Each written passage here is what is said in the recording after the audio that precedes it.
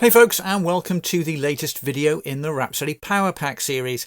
I'm Andy Lapping, and in this video I'll show you a powerful way to apply stereotypes to model elements in Rhapsody. Let's first take a look in this profile, where I have server and client, both of which are new term stereotypes applicable to class.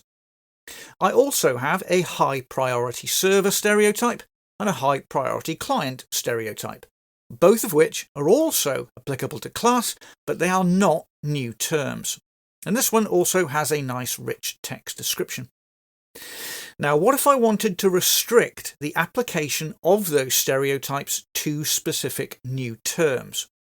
High priority server, for example, should only be applied to servers, not clients, not interface blocks, or any other class-based model element. Rhapsody itself provides no facility to do that. It only understands the base type, class. So for example, if I look at the features view for this interface block, and then I click the stereotype combo box, Rhapsody shows me all of the stereotypes applicable to class, and will quite happily let me apply any of them, whether they make sense or not. Let's use the PowerPack instead. First, on the diagram, I'll select server 1, which is based on that server new term. And then I'll click the Apply Stereotypes button here in the PowerPack toolbar. Now, you can also use the Tools menu, a keyboard shortcut, or if you're still on Rhapsody 9, the regular right-click menu.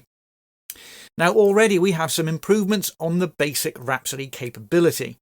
This helper sorts the applicable stereotypes into categories on tabs to make them easier to find.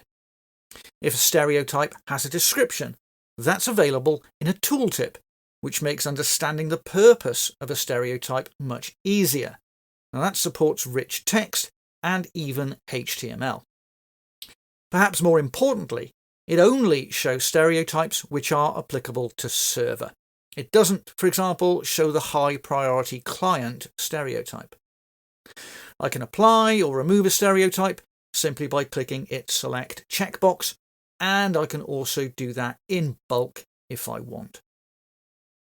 Now, if I close that helper and then invoke it again from a client, then I only see the stereotypes applicable to client, along with any stereotypes that don't define a new term constraint, such as those found in predefined types. So how do we define a new term constraint? Well, it's very simple. We set this property on the stereotype, which is a comma-separated list.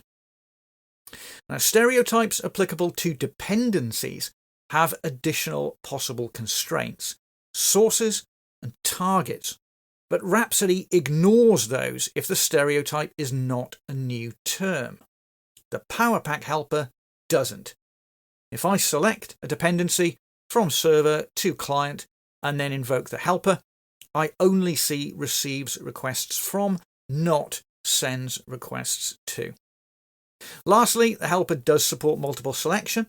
If I select multiple dependencies, then the helper only shows me stereotypes which can be applied to all of those selected elements, and I can apply or remove them all with one click. Well, that's it for this video. Over the course of the series, we'll explore the rest of the Rhapsody PowerPack features that will greatly improve your Rhapsody user experience. So please do subscribe if you want to be notified as those videos get published. But for now, thanks for watching.